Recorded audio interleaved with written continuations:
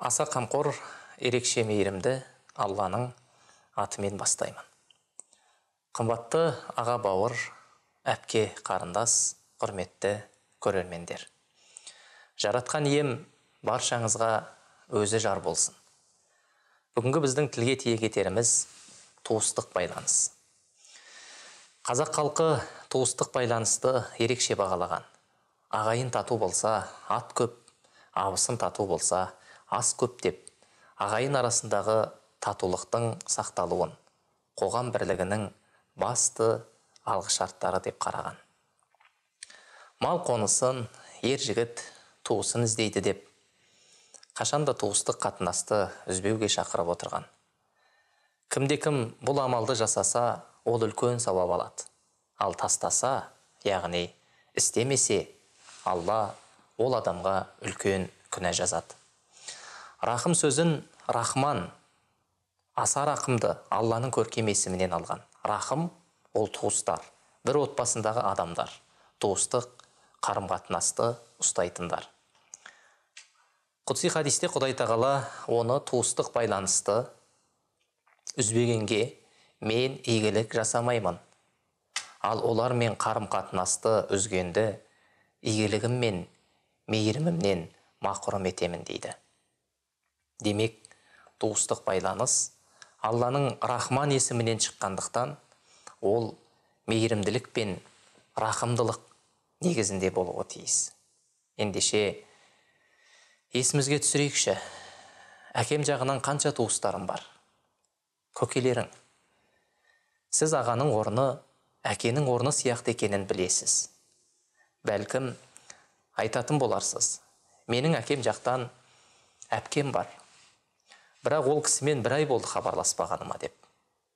Сен дүниеге келгенде, ол кісінің қалай қуанғанын білсең, сені қанша көтеріп еркелетті. Ол сенің ұдайы саулығыңды тіледі. Нағашыларыңшы. Олармен қарым-қатынасың сенің анаңмен қарым-қатынасындай. Телефон шалдың ба? Хат жазыстың ба? Қашан?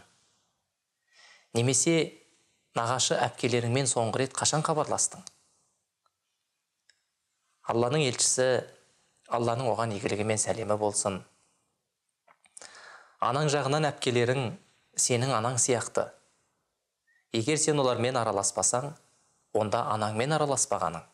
Ал егер олармен жақсы қарым-қатынаста болып, аралассаң, анаңмен жақсы байланыста болғандай боласың дейді.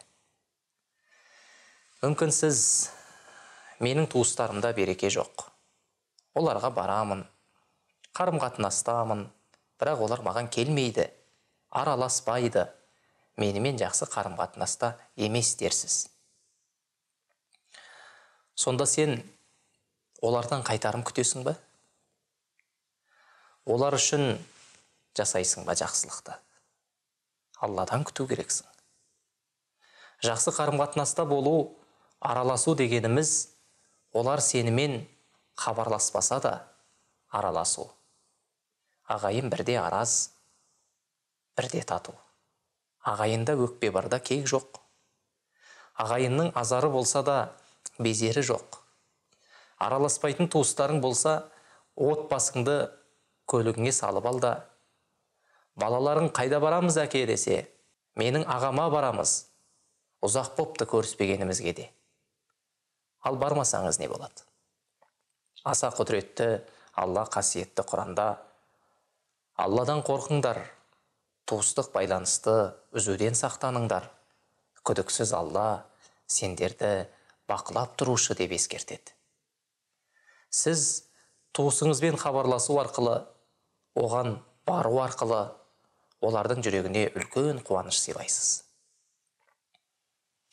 Әнәс ибн Мәліктен жеткен хадисте, кім ризық несібесінің көбеюін және ғұмырының ұзақ болуын қаласа, ағайын туыстық қарым-қатынасын күшейтіп, оған қарайлассын деп жөн сілтейді. Аздаған уақытыңды әкеңнің туғандарына арнап қой. Енді біразын нағашыларыңа арна.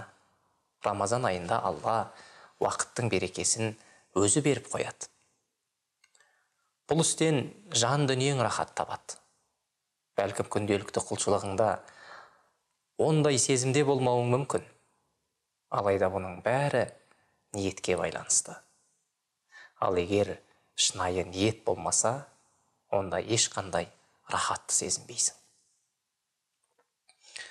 Туыстармен байланысты ешқашан бұзба. Байлан деп тұр сізге. Қазір ешқандай сылтау айтатын уақыт емес. Хабарласу өте арзан және оңай. Шетелде жүрген туыстарың үшін де даусын естімек түгілі түрін де көре аласың. Сонда қандай сылтау табасың? Тіпті ақылы болса да хабарлас. Алла разылық үшін. Сені дүниеден өткенде жақсы сөздермен естеріне алғанын қаласаң, отбасыңда берекенің болғанын қаласаң, туыстарыңнан, аға әпкелеріңнен алшақтама. Жақын бол. Бүгіннен бастап осыны қолға ал. Балаларыңды осы іске баулы. Бауырмашыл ғып тәрбиеле. Әйеліңнің де туыстарын сырт тастама. Екі дүниенің бақытын ойласақ, дұғаларымыздың қабыл болуын қаласақ, жақындарымызбен жақсы қатынаста болайық. Бүгін бар, ертең жоқ өмір. Демек, ренжіткен ағайынға ертең зар боп, мәңгілікке айырылып қалуымыз мүмкін. Барымызды бағалайық. Алла тағаланың сіздерге есендігі мен мейірімі болсын.